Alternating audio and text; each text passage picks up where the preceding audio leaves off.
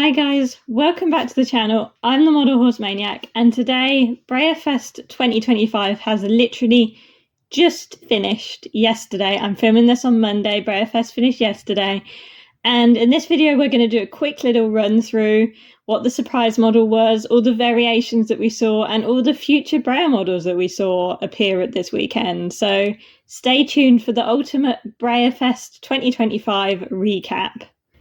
So we'll get straight into it. We'll start off with the thing that everyone was waiting for, as everyone always is, which is, of course, the surprise model. Seize the day surprise. What a surprise. My prediction was completely wrong. Well, not entirely wrong. So the model that was the surprise was the Totilas mold, which is sculpted by Bridget Burl. It was introduced in 2013. I actually had Totilas on my long list of possible molds that could be a surprise mold, but I didn't pick him out in any way. He was just in that list of molds that I think are popular enough and have been around long enough that they could be the surprise. And it turns out to be him. I just didn't think he'd fit the theme, but I should know better than to try and work out what fits the theme. So we have the usual 10 different colour variations. There's a blue roan matte, there's then dappled grey in both matte and glossy, flaxen liver chestnut in both matte and glossy, palomino pinto in both matte and glossy, silver bay in matte and glossy, and a resist dappled decorator. So I'm filming this on Monday. I don't know the numbers released of each model. If I know before, while I'm editing this, I'll put it on the screen for all of the models. But I would guess, I'd assume it's similar to last year. There's going to be a lot more mattes than there will be glossies. But other than that, I don't have much of an idea. But yeah, we have 10 different colour variations. Time will tell which one of these is the most popular. And it was Totilas, so there goes my whole prediction video. Then we move on to all the different variations. We expected there to be a lot of variations with it being the anniversary year. And yeah, we were proved right. There were a lot of different variations. Again, I don't have any numbers at the time of recording. If at the time of editing I have numbers, they will appear on the screen. But we're going to go through each model individually and go through which variations they had. So we'll start off with the online models. Hoopla, the Bristol traditional. I was really hoping this wasn't going to be a variation, but it is. It's a gloss matte split. I did predict this not having a variation. I thought he'd be more than popular enough to sell out without one. So yeah, I'm going to be missing one of them because I've been really good this year. I've only literally bought 4 models this Breyerfest. And he was one of them. So I'm not going to go through the whole second chance thing. But yeah, he is a gloss matte split. I'd imagine it will probably be 50-50. And then we have the online stablemate exclusive Shindig. Now, I predicted this. I predicted that this would have a decorator variation. That's what they tend to do. It makes sense. People are likely to buy more dubbed duplicates of them to get variations. So, you know, he is a decorator variation. We don't know numbers yet, but yeah, I was correct for once. And then we move into the special run models. So we'll get started with Get This Party Started.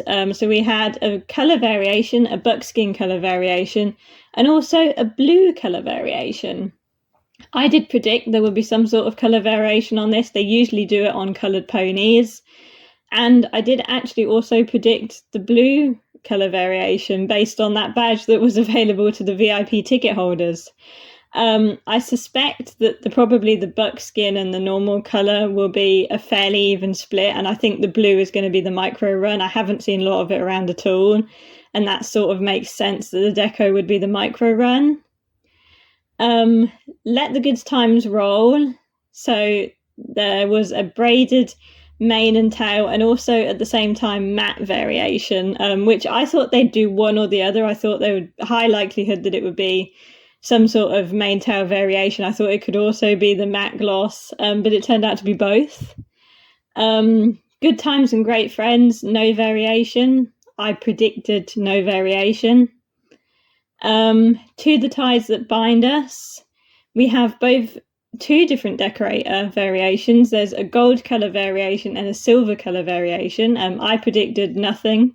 I thought it would just be the standard blue one.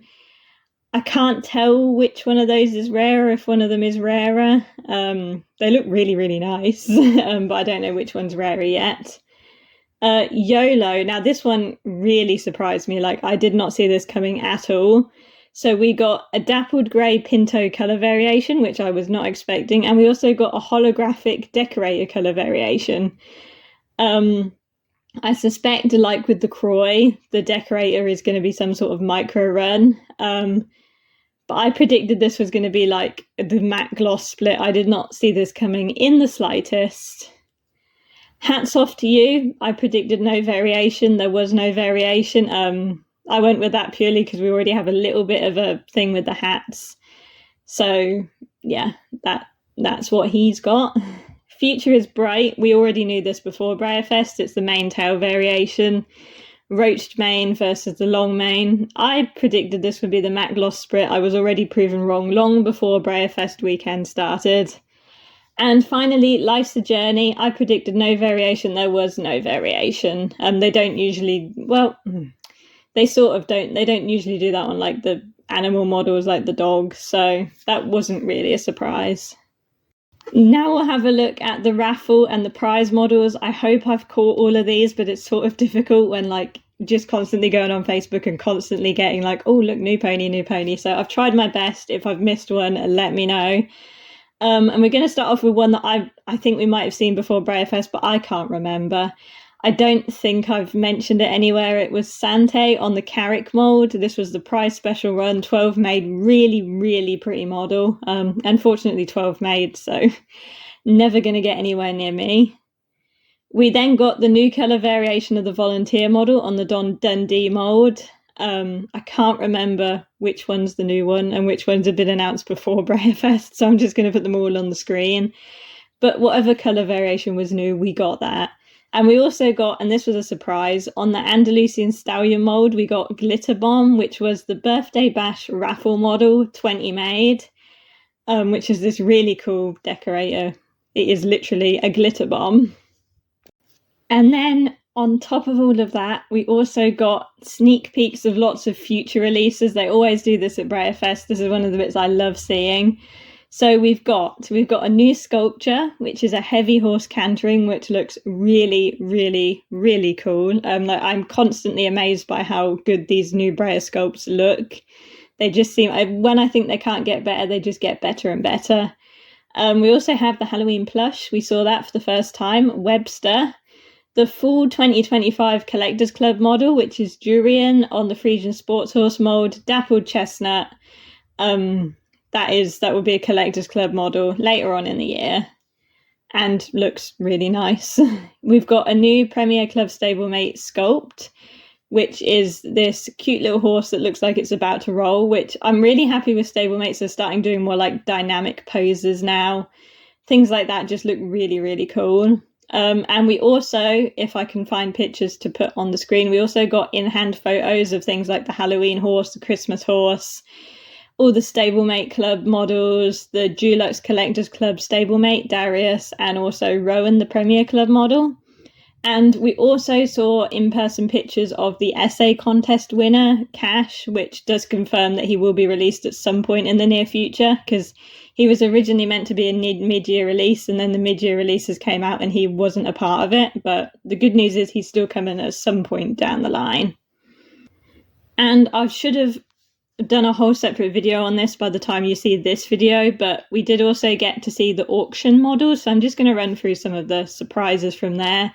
So we got to see the mystery lots that they hadn't. I don't really know why they'd done these mystery lots, because I was expecting them to be like amazing, which they were cool, but like they weren't amazingly spectacular. I don't know why they just didn't release them all beforehand. But we got lot 4, which was the Nakota decorator. We got lot 13, which was a family Arabian mare and family Arabian foal, and lot 17, which was a Zippo pine bar. And just running through the cheapest lot, which not really a surprise there, was lot 13, which was the family Arabian mare and foal. That sold for $5,000. And the most expensive lot, again, no surprise, lot 22, Albrozo, but he did only sell for $37,500, which is a heck of a lot of money. But compared with what people were expecting, like I was expecting him to double that easily. And not only is he at Albi, which is just getting rarer and rarer, but he also had the mold modification. And the second highest lot of the night was lot 18, which was the Hamilton, which I'm not surprised, really popular mold, really, really gorgeous model. In general, the auction prices did seem lower compared with previous years. Obviously, the elephant in the room, there is a bit of economic uncertainty in the US at the moment, and that did appear to be making an impact. Like, I mean, you know, the cheapest model selling for $5,000 is actually insane, but compared with what we see in previous years, the general prices seem to be quite low.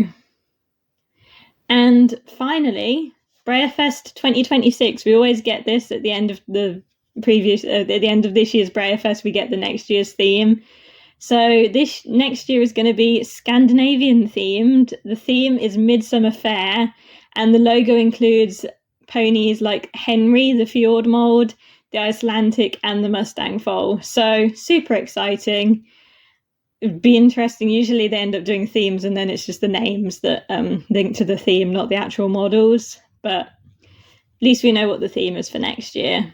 And with that, that is your quick Breyerfest 2025 recap. I thought it was another really good year. I do it online, obviously, so I don't get any of the in-person experience. And I am also I was really, really good. There were loads of models that I wanted, but I only, in the end, like my Breyerfest unboxing video is going to be tiny because I bought 3. Because like anything that I wasn't certain on, I just left because I'm really trying to save money at the moment. So I'll be looking for a few on the secondhand market, but like I didn't really engage with Breyerfest much this year. But it seemed to go fine, as it always does. I haven't heard any major controversies.